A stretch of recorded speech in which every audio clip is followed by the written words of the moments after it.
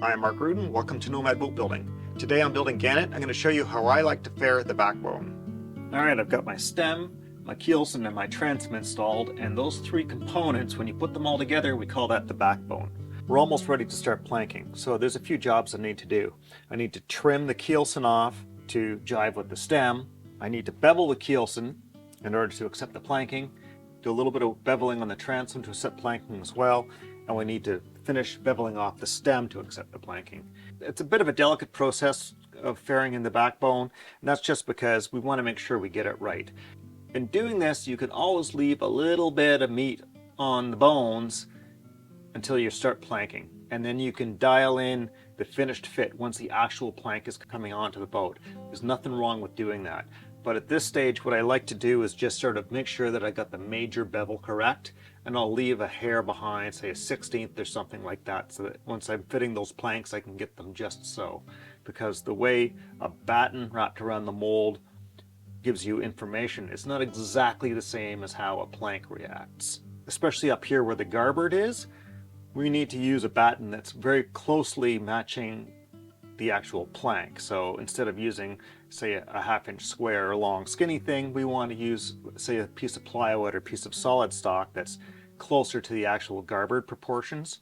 So maybe it's like 3 inches wide by 1/4 inch thick or something like that. And that's because garboards always twist into place, and that twisting usually imparts some sort of cupping into the shape of the twist. And we want to make sure that that cupping shape is represented in the way we fare off our backbone to accommodate that plank. This is by far the fussiest part of the whole build, is getting that very first plank fared in. So if you can get through that, the rest of it's going to be smooth sailing. And if you're really struggling with getting that fit, don't forget that building with epoxy gives us a lot of wiggle room. So even if your joint is, say, a 1/16 of an inch shy of being a proper fit, the epoxy can fill that in. You just need to make sure that you've got a good footing under the areas where you need to fasten it, so that you're not sucking the plank in some awkward way. Our first step in fairing the backbone is to check that the molds are in agreement with each other by wrapping a batten around them and checking for fairness at the lap locations. In between those, the planks don't touch the molds at all anyway. We need a nice fair batten, usually something that's about a 1/2 inch square and as straight as you can get it, nice clear wood. I hold the batten in place with these little plywood L's that I make that I call batten jacks. They're superior to clamping because they're fast to move around, they don't force the batten down unnaturally, and they allow me to manipulate the batten freely. If they all fare together nicely, we're good to go. If there's the odd one that stands a little bit proud, you might need to shave it down a little tiny bit along the corner. We don't want to do too much of this. The lap strike process is ultimately self-fairing.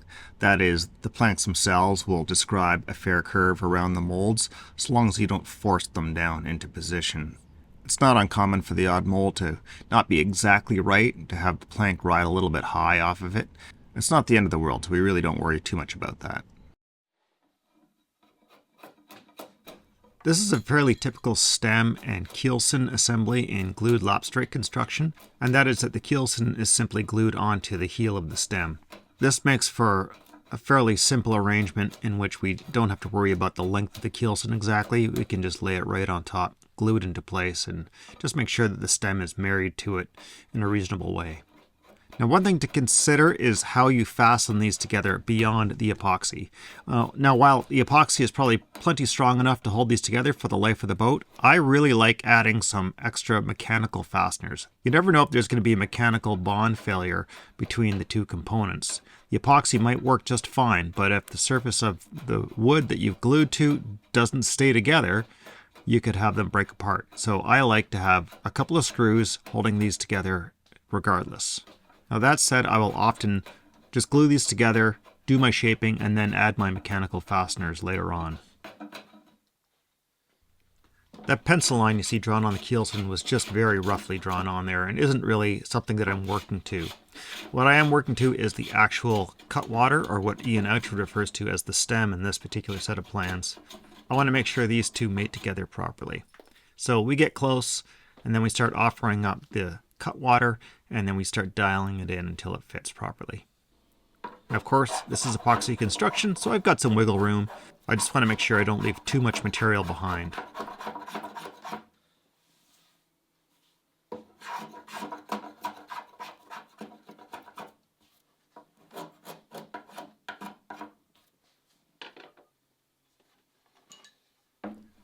Once I'm satisfied that the cutwater fits pretty good, we'll grab a longboard and we'll just do a little bit of sanding to fair it all together and try and get that fit perfect. Well, not quite perfect. Perfect enough. We still have to plank the boat, and after the planking is done, we'll be readdressing this fit later on because the planking needs to fit the cutwater. So as long as I've got to where it's pretty good and I'm not taking off any major material, that's good enough. My next step is to start fairing in the keelson. So this needs a bevel on it that connects the outboard edge of our garboard plank, which isn't there yet, but we go from the markings we've created for it, to the inboard edge of the overlapping joint. On the keelson, we've got about a 3/4 inch deep joint that we're going to be putting at each lap. So I've basically got lines described on the molds that give me my outboard edge of the plank, and a line drawn on the keelson that gives me my inboard edge. And the goal here is really just to find the angle between those two at each mold, and then carry that angle through to the next one, adjusting it as you go. It's going to get what we call a winding bevel. So I usually just go a step at a time here. Work on one, get it pretty close, but not all the way. Move on to the next one and do the same. Now, trying to walk down the whole boat to get one smooth winding bevel is pretty much impossible because, as you can see, there's no way I could reach that keelson while getting past all those molds. We've got to go from mold to mold and do it a little at a time. Now, a block plane or a smoothing plane is the best tool for the job, and my preference is to use a plane that's long enough that I can use it as a measuring device so that it spans the width of the plank, as you see me doing here, so I can check for that bevel. Now watch what I'm doing. Watch my hands. I'm feeling the angle at one mold and then going further ahead to feel the angle at the other mold and then finding the midpoint between those two angles and fairing those together. I'm trying to feel for that rolling bevel. It's a subtle thing, but it's an important thing to try and figure out.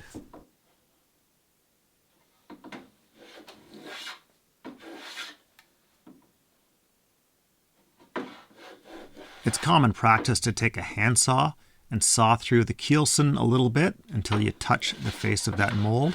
That gives you that angle, or at least it indicates it. And some people will use a chisel to take this material out of there. I don't like to do that. I mean, I've done it once in a while, but I find just working your way down slowly to be a more effective way of getting to the finished bevel that you require. This process is generally easiest through the aft portion of the boat and through the midships area, and as you start working your way towards the stem, more and more twist begins to emerge, and so it gets trickier, especially at that very first frame. You want to always hold back on that first frame a little bit until you're fairing in the stem, and then you can use your pretend garboard to check for the twist in there, because it's very deceiving.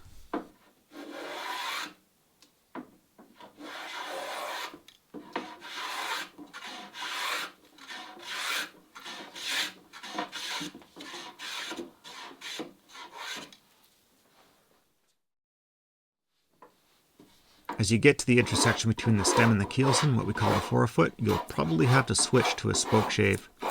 It just gets to be a lot of twist in here. Now I will use a block plane in here probably later on after I get more of the bevel worked in. That's because the block plane can give me a better indication of the flat surface, but it's not very productive at this point in the fairing process. You'll see me switch back to my block plane here to dial in this last little bit.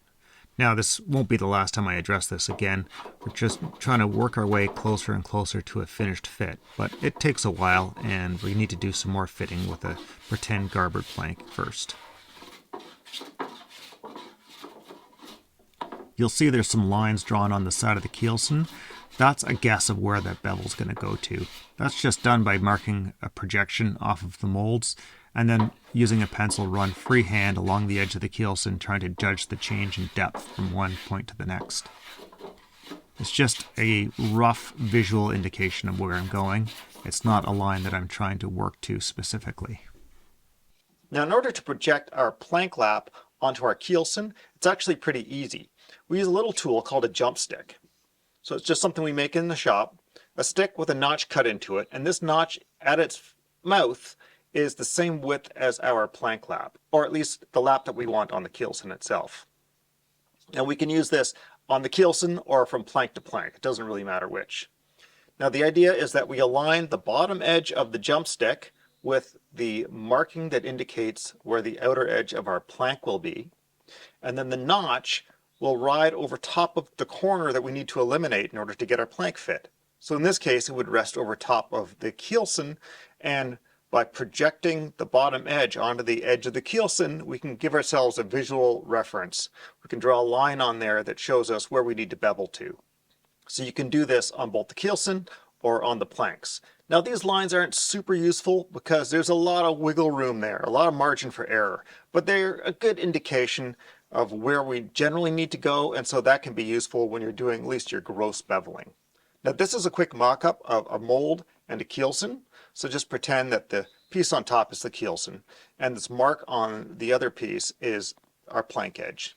So you'll see how if I put the jump stick touching the mark and then rest it over the corner of the keelson, it shows the amount that we need to chop away. It's simple as that. You might notice that my stem looks kind of odd here. You'll see that sort of ugly looking saw curve. That's going to be the edge of my garboard, or where my garboard comes to, and I'll be whittling away at the stem to get the proper landing for that garboard, terminating at that saw curve.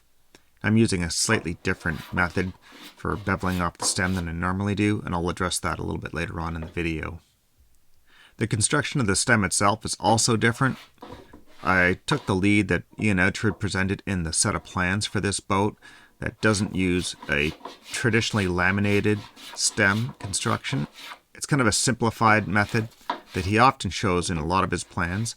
I don't think it was the most effective for this particular design because it offered up some odd complications later on. I won't go into it in this video because it's a bit in the weeds. But just know that this isn't how I normally build boats. Not trying something new exactly, but trying something different for this particular project. The long and the short of it is, while this stem is perfectly structural, it is not perfectly pretty. But you'll never see any of that in the finished product.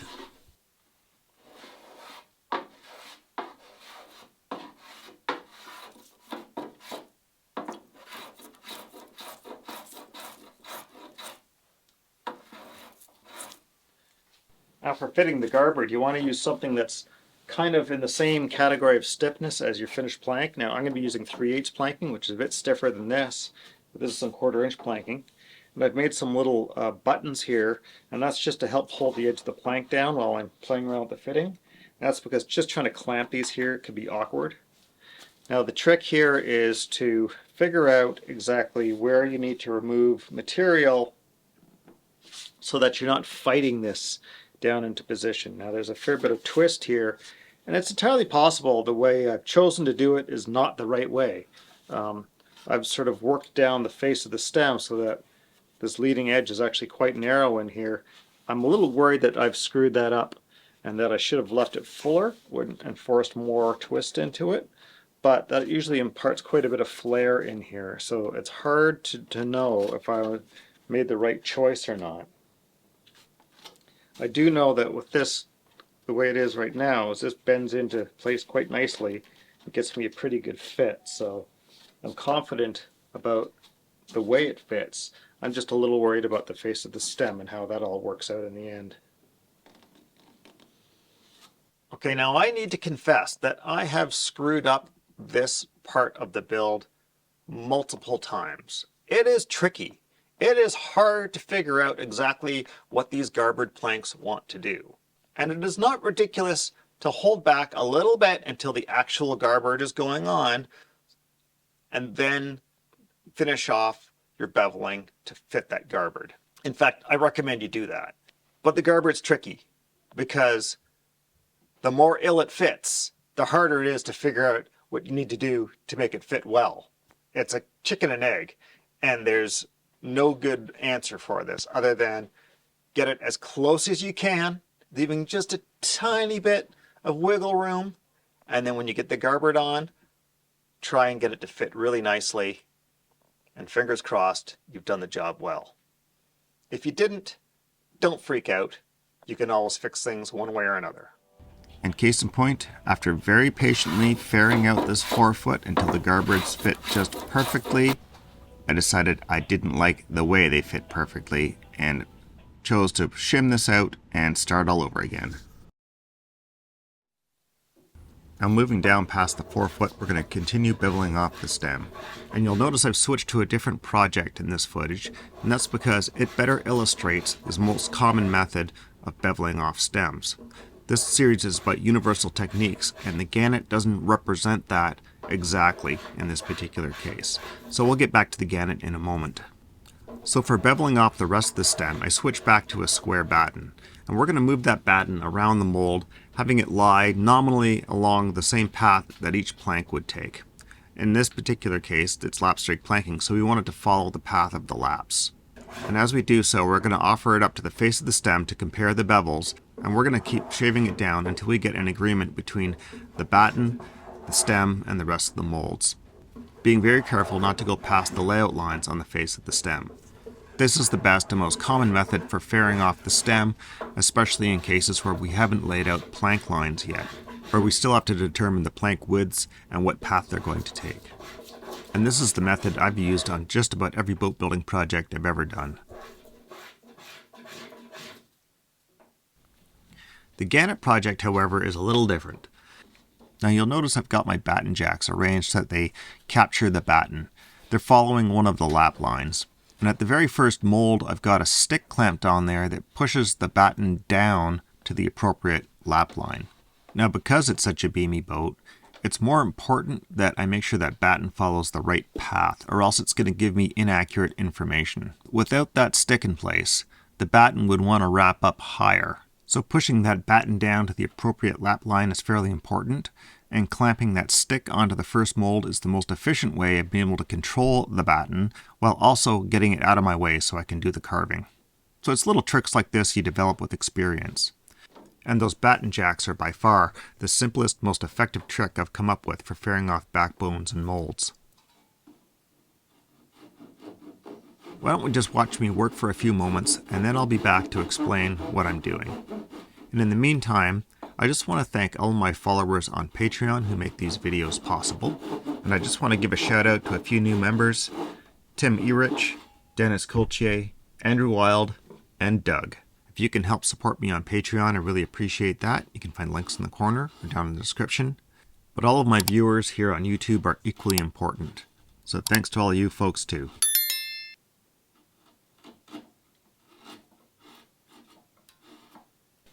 So this method of notching that I'm using is it's not something I do that often. Mostly I have a good reference for both the inside and outside lines of my stem in order to just bevel the stem off with a spoke shave or something, or a plane.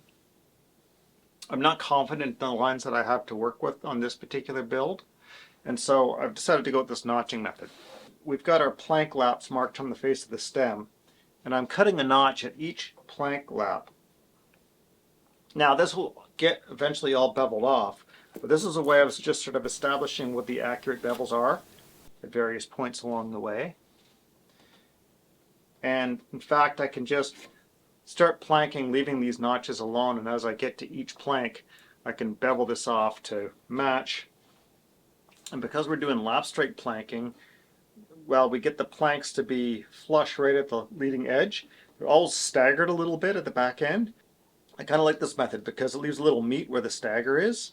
But anyhow, I'm using this batten to just find the plank line back here on the molds, and I carry it forward, mark a couple lines. And I've just taken a quick eyeball of what the angle looks like it might be, just so I can get a rough idea of how to angle my saw.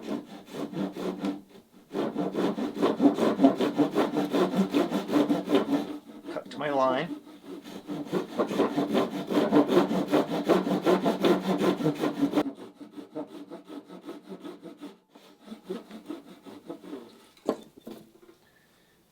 chisel.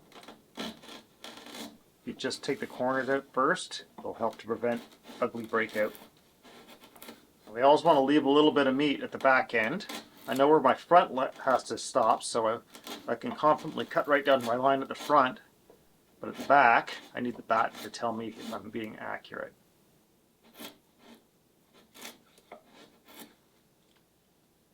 So now that I've gotten a nice flat ramp, I'm just going to check my angle. I need to take a little more.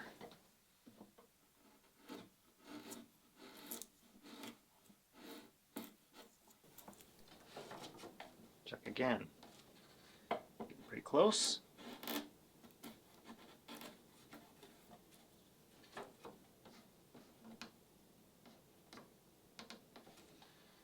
And pretty much there. Just going to do a little quick cleanup of the file.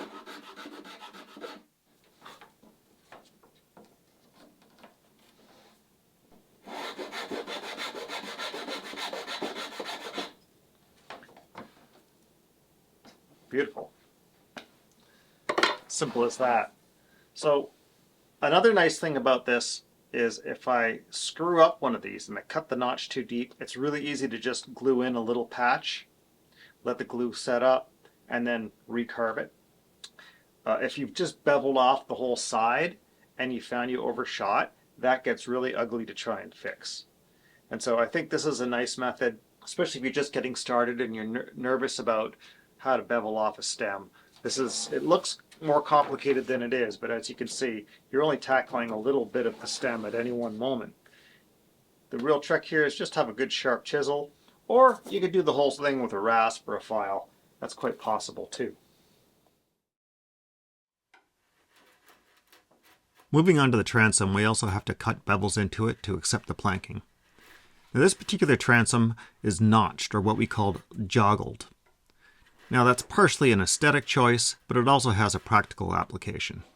Wherever two planks overlap and come together at the stem and at the transom, we cut a notch into them called a gain. It's kind of a ramp that allows the two planks to marry down into a single thickness. The joggled transom eliminates the need to cut the gain because one plank can simply lap over top of the next one. Now this boat was designed to accept 1/4 inch planking, but I'm using 3/8 planking. And because of that, these notches are not quite deep enough to avoid cutting gains. I kind of get the worst of both worlds. I could probably get away with deepening them further to get to that point, but that might mess around with the actual lines of the boat, so I don't want to do that. Cutting gains isn't very difficult. Those details aside, the process of beveling off the transom is much the same as the stem. We use a flexible batten wrapped around the molds, and we keep working these surfaces down until the bevel on the edge of the transom matches the batten. We bevel it off as far as we can with the chisel and block plane, and then eventually I often switch to a sanding stick. In glued lap straight construction, a roughened, sanded surface is preferable to a smooth planed one anyway. Once again, I won't try and get these to a final fit exactly. I'll try and get the very first notch cut so that a plank can just drop right in there and be perfect. But the next ones, we'll leave a little bit of wiggle room too, because again, once the planking starts, the attitude of the plank is a little bit different than what the batten is going to show you. It's better to leave some meat and address it as you go. With that first notch mostly dialed in, I can kind of connect the dots between it and the keelson. That was a bit hard to do before. Now, as you can see, fairing the backbone is a very important part of the process, and it's a vital part in order to proceed with the planking. Taking the time to do it well is well worth the time. If you rush it, you're going to pay for it. You're going to pay for it in having difficulty fitting those planks, and you're probably going to pay for it down the road too when it comes to some of the detailed work that you're going to find after you've done the planking. Now this is a reoccurring theme throughout boat building. Patience is really important. Especially when you're a new builder, you need to take the time to work your way through things slowly. And whenever you're in doubt, find some way to mock something up, to practice at it, to find your answers before you commit yourself to the real thing. That said, don't be afraid to move on to the real thing, because we don't want to get so afraid of making mistakes that we don't progress with the build itself.